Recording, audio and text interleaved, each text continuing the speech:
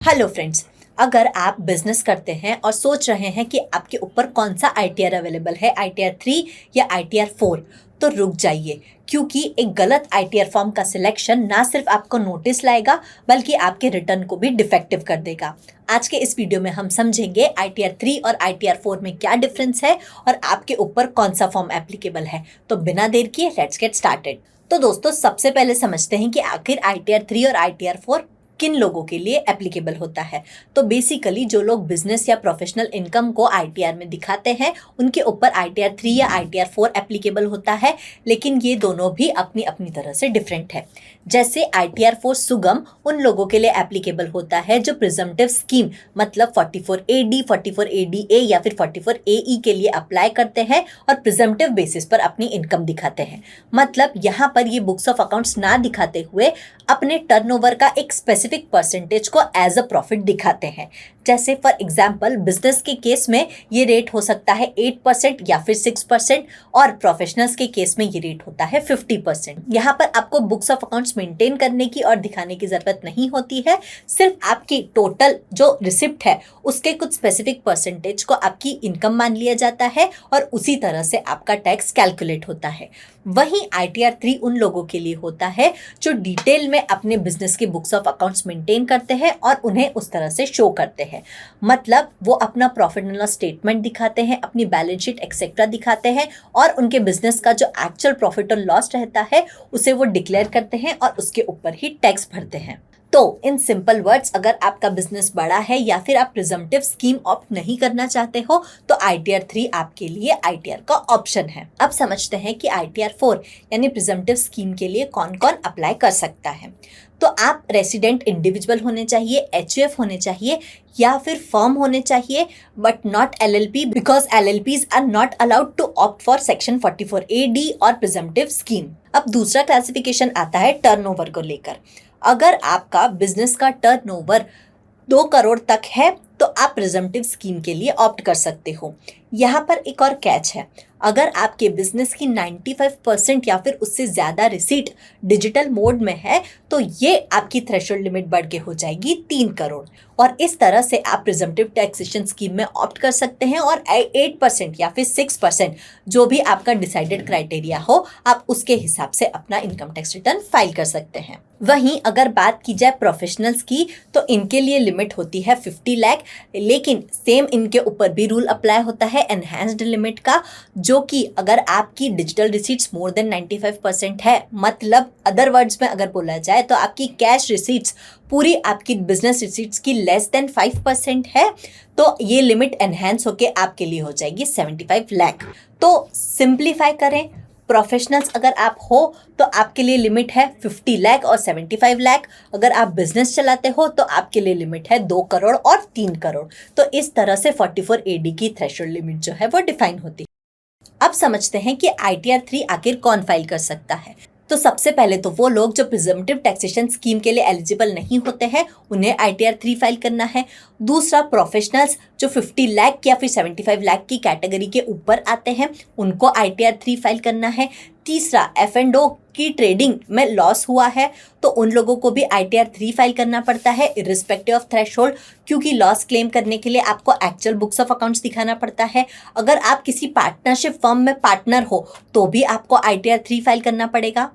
Although firm खुद ITR file करेगी, लेकिन आपको फर्म से मिले हुए इंटरेस्ट और रेम्यूनरेशन को दिखाने के लिए आईटीआर 3 फाइल करना पड़ेगा।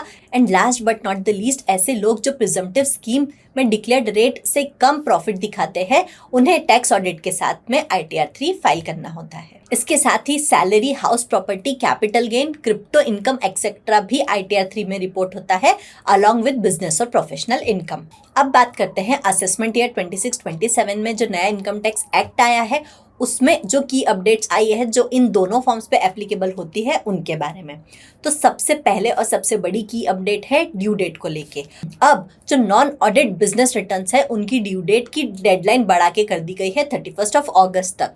लास्ट ईयर तक ये डेडलाइन थी 31 जुलाई सब लोगों के लिए, लेकिन इस साल इस डेडलाइन को स्प्लिट कर दिया गया है। नॉन ऑडिट बिजनेस रिटर्न्स के लिए डेडलाइन कर दी गई है 31 अगस्त 2026। ये वन टाइम एक्सटेंशन नहीं है, ये एक्ट में ही चेंज कर दिया गया है, तो हर साल अब नॉन ऑडिट बिजनेस रिटर्न्स की डेडलाइन होने वाली है 31st of August instead of 31st of July. दूसरी बात है, कैपिटल गेन के कैलकुलेशन को और सिंप्लीफाई कर दिया गया है। पहले जो 23 ऑफ जुलाई 2024 का जो स्प्लिट था वो अब हटा दिया गया है, तो अब नए एक्ट के अकॉर्डिंग आपका कैपिटल गेन का कैलकुलेशन और सिंप्लीफाई हो गया है। एंड तीसरा, F&O का इनकम और उसकी लॉस बताने के लिए अब आपको ज्यादा डिटेल रिपोर्टिंग करनी पड़ेगी और नए सेगमेंट्स में रिपोर्टिंग करनी पड़ेगी। एंड लास्ट, शेयर बायबैक से रिलेटेड जो कैपिटल लॉस है उसके लिए भी एक नया फील्ड ऐड किया गया है, जहां पर डिविडेंड को इनकम फ्रॉम अदर सोर्सेस में दिखाया जाएगा। तो याद रखना, अब आपका फॉर्म सिलेक्शन आपकी डेडलाइन भी डिफाइन करता है, तो फॉर्म का सिलेक्शन अब और भी ज्यादा इंपॉर्टेंट हो गया है। देखो फ्रेंड्स, अगर आप बिजनेस चलाते हो और ITR 3 और ITR 4 फाइल करने वाले हो तो ये तो आपको साल में एक बार करना है, लेकिन अगर आपका बिजनेस GST रजिस्टर्ड है तो आपको हर महीने कंप्लायंसेस फॉलो करने पड़ते हैं। लेकिन अगर क्या हो कि आपके पास ऐसा सॉफ्टवेयर हो जिसमें जब आप अकाउंटिंग करें तो अकाउंटिंग के साथ ही साथ आपके कंप्लायंसेस भी मैनेज हो जाए। जी हाँ, सुनने में अजीब लगता है लेकिन ये पॉसिबल है। मैं जिस सॉफ्टवेयर का यूज़ करती हूँ उसकी हेल्प से मैं GSTR 1, GSTR 2B का रिकन्सिलिएशन और GSTR 3B की समरी जैसी GST की कॉम्प्लिकेटेड मंथली रिपोर्ट्स भी कुछ ही क्लिक्स में बना लेती हूँ। चलिए लेते हैं इसका एक क्विक वॉक थ्रू। मुझे सिंपली अपने सॉफ्टवेयर में लॉगिन करना है। डैशबोर्ड में मुझे GST रिपोर्ट्स का ऑप्शन दिखेगा। यहाँ पर मुझे GSTR 1 sales report, GSTR 2B purchase report और GSTR 3B समरी जैसे ऑप्शंस दिखेंगे। फॉर एग्जांपल, अगर मुझे 2B का रिकन्सिलेशन करना है तो मैं GSTR 2B परचेज रिपोर्ट पर क्लिक करूंगी। यहाँ से अपना पीरियड सिलेक्ट करूंगी और रिकनसाइल नाउ पर क्लिक करूंगी।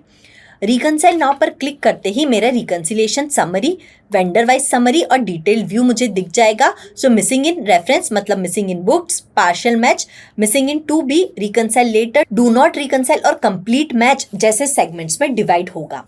तो इस तरह से मैं इतने सिंपल तरीके से अपना GSTR 2B का रिकन्सिलेशन कर सकती हूँ, जो एक बड़ी टाइम कंज्यूमिंग टास्क है और यहाँ पर मेरे एरर होने के चांसेस भी कम रहेंगे, क्योंकि ये एक ऑटोमेटेड टास्क है जो मेरे अकाउंटिंग के साथ में सिंक्रोनाइज्ड है। और अगर मैं चाहूँ तो इसकी CSV फाइल डाउनलोड करके भी उसे चेक कर सकती हूँ। तो इस तरह से मैं GSTR 2B, GSTR 3B और GSTR 1 जैसे सारे मंथली कंप्लायंसेस बहुत ही इजीली अपने सॉफ्टवेयर के थ्रू मैनेज करती हूँ। अगर आप भी इस सॉफ्टवेयर का यूज़ करना चाहते हैं तो इसकी लिंक हमने नीचे डिस्क्रिप्शन में दी है। अब बात करते हैं कुछ ऐसी कॉमन मिस्टेक्स की जो लोग ITR 3 और ITR 4 भरते टाइम करते हैं। सबसे पहली कॉमन मिस्टेक है F&O लॉस होने के बाद भी ITR 4 फाइल करना। ये एक सबसे बड़ी कॉमन मिस्टेक है, क्योंकि अगर आपको F&O में लॉस है तो उसको कैरी फॉरवर्ड करने के लिए आपको अपने बुक्स ऑफ अकाउंट्स की डिटेल बतानी पड़ेगी, जो आप ITR 3 में ही बता सकते हैं। तो भले ही आप ITR 4 के लिए एलिजिबल हो, लेकिन अगर आपका F&O का लॉस है तो आपको ITR 3 ही भरना पड़ेगा। दूसरा, टर्नओवर क्रॉस होने के बाद भी ITR 4 भरना। अगर आपका टर्नओवर एलिजिबल लिमिट जो कि 2 करोड़ या फिर 3 करोड़ है बिजनेस के केस में, 50 लाख या फिर 75 लाख है प्रोफेशनल के केस में, अगर ये क्रॉस हो गई है तो आप ITR 4 भरने के लिए एलिजिबल नहीं हो, आपको ITR 3 ही भरना पड़ेगा। तीसरा, प्रिजम्पटिव रेट से कम परसेंटेज पे प्रॉफिट डिक्लेयर करना बिना इस इंफॉर्मेशन के कि ऐसा करने से आपका टैक्स ऑडिट ट्रिगर हो सकता है और आपको ITR 3 भरना पड़ सकता है। फोर्थ, मल्टीपल हाउस प्रॉपर्टीज होने के बाद आपको ITR 3 भर देना। अब ITR 4 में एक की जगह 2 हाउस प्रॉपर्टीज की डिटेल अलाउ है, तो अगर आपकी 2 हाउस प्रॉपर्टीज है तो आपको ITR 3 भरने की जरूरत नहीं है, आप ITR 4 भर सकते हो 2 हाउस प्रॉपर्टीज के साथ में। And last but not the least, deadlines में कंफ्यूजन होना। बहुत सारे लोग अभी भी पुराने एक्ट की डेडलाइंस को ही पकड़ कर बैठे हैं, जो कि रॉन्ग है। इस साल से डेडलाइंस जो है वो रिवाइज हो चुकी है, तो अगर आपका नॉन ऑडिट बिजनेस रिटर्न है तो आपके लिए डेडलाइन हो गई है 31 ऑफ अगस्त।